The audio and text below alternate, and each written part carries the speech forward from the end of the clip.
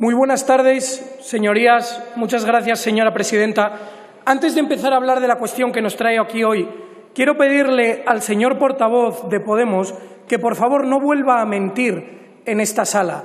Se lo pido de verdad, por favor, porque mientras que las cuentas de Vox son públicas, están auditadas y estamos abiertos a comentar con ellas, y así lo hemos hecho en innumerables ocasiones, las suyas, sin embargo, son absolutamente opacas. Y ahí le voy a preguntar directamente, ¿qué sucede con la financiación de Bolivia, de Venezuela, incluso de Irán? De Irán, le recuerdo, sus amigos del régimen dictatorial iraní que ahorcan a los homosexuales por el mero hecho de serlo. Den ustedes explicaciones de eso. Hablen de viva voz, como lo hacemos nosotros de nuestras cuentas. Eso por un lado.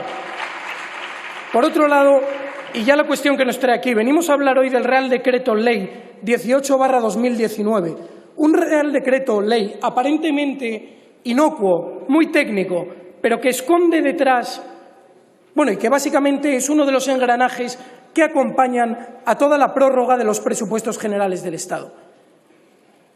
Sin embargo, este Real Decreto Ley trae consigo o demuestra la forma de actuar de este Gobierno, por cierto, y de todos los anteriores. Esa forma de ir dando una patada hacia adelante constante, de ir posponiendo el momento de enfrentar la realidad.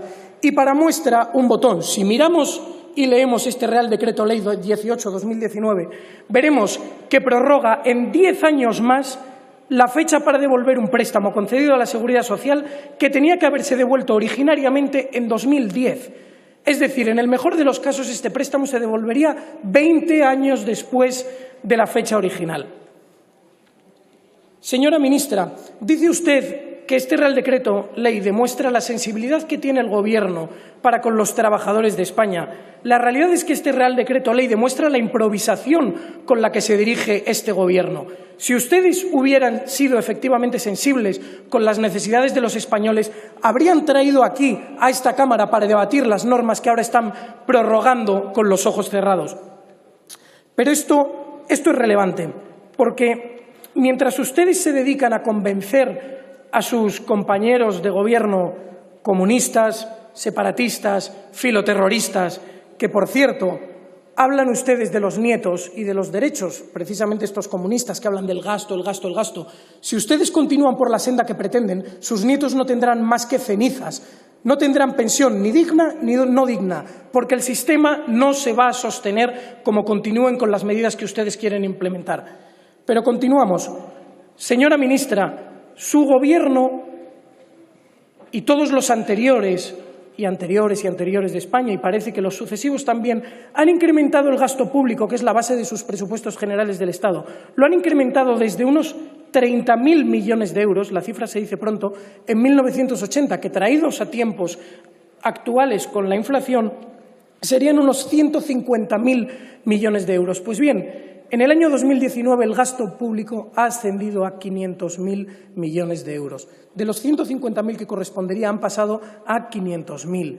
El gasto está disparado y junto a esto el déficit, un déficit público que hace el sistema económico y la hacienda española totalmente insostenibles, como continúan por esta senda. Ahora bien, estos presupuestos tan sumamente abultados no son tan negativos, o al menos no son negativos para todo el mundo. En ellos se pueden distraer fácilmente unos cientos de millones de euros. Por ejemplo, esos casi 700 millones de euros de los ERES de Andalucía, del Partido Socialista, por cierto, que según la prensa se gastaron en prostitución y en cocaína. Y me hace gracia el señor de Podemos cómo tiene capacidad para ver una corrupción, pero no la otra. ¿Qué sucede con esos 700 millones de euros? ¿No pregunta usted por ellos? ¿O con esos 30 millones de euros de la UGT y de comisiones obreras en Extremadura? ¿O esos paupérrimos millón y pico de UGT en Asturias? Sí, o los de Fernández Villa, que tenía 1.400.000 euros en efectivo en su casa guardados. Ese ínclito sindicalista y socialista asturiano. ¿No preguntan ustedes por ellos, señores de Podemos? Pero vemos que estos presupuestos y este gasto tan abultado es una caja mágica y socialista para diluir, disolver y hacer desaparecer el dinero del contribuyente. Porque, señores, dejen ustedes de poner palos en la rueda al trabajador, al empresario y al emprendedor español. No le pongan palos en la rueda, y esos palos que ponen ustedes no son solo económicos, son también todos los palos burocráticos que impiden a todos los trabajadores de España desenvolverse eficientemente en el mercado. Y si no, ruego a quienes nos escuchen desde sus casas que lean, si quieren diagonal, este Real Decreto 18/2019 para ver la complejidad a la que están sometidos los trabajadores del campo españoles o los autónomos, etcétera, etcétera. Y aquí hago una nota más. Señor de Podemos, no le veo a usted preguntar por ese 21% con el que se grava la energía en España. Ese 21% que es una respuesta natural a la voracidad del Estado, a la necesidad recaudatoria que tienen.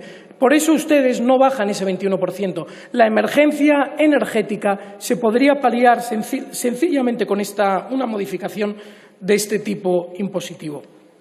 En definitiva, una solución bastante sencilla, y Vox es de los pocos grupos que lo trae, por no decir el único, sería elaborar los presupuestos con base cero. Empezar desde cero, cuenta a cuenta, analizando cuáles son las necesidades de los españoles. Esto supondría muchísimo trabajo y muchísimo esfuerzo, que para algunos diputados sería algo novedoso, desde luego. Y así podríamos plantearnos si, por ejemplo, esos casi 9 millones de euros que se dan a los sindicatos son necesarios. Esos sindicatos que, por cierto, se dedican a robar y a insultar, entre otros, a los agricultores españoles que se manifiestan frente al Ministerio de Agricultura. Entonces, aquí la cuestión es que el único partido que propone unas medidas de sentido común es Vox, porque no es de sentido común que quien despilfarra el dinero de todos los españoles no responda por ello. Y tampoco es de sentido común que cuando el Estado español adeuda ya más del 100% o en torno al 100% del PIB de un año, se siga metido en esa rueda de gasto y de déficit. Señores, salgan de su burbuja y vean cuáles son las necesidades reales de los españoles, porque la política no debe ser una mera pasarela para llegar hasta el Falcón o para pasar del 15M a pisar la mullida moqueta del Congreso.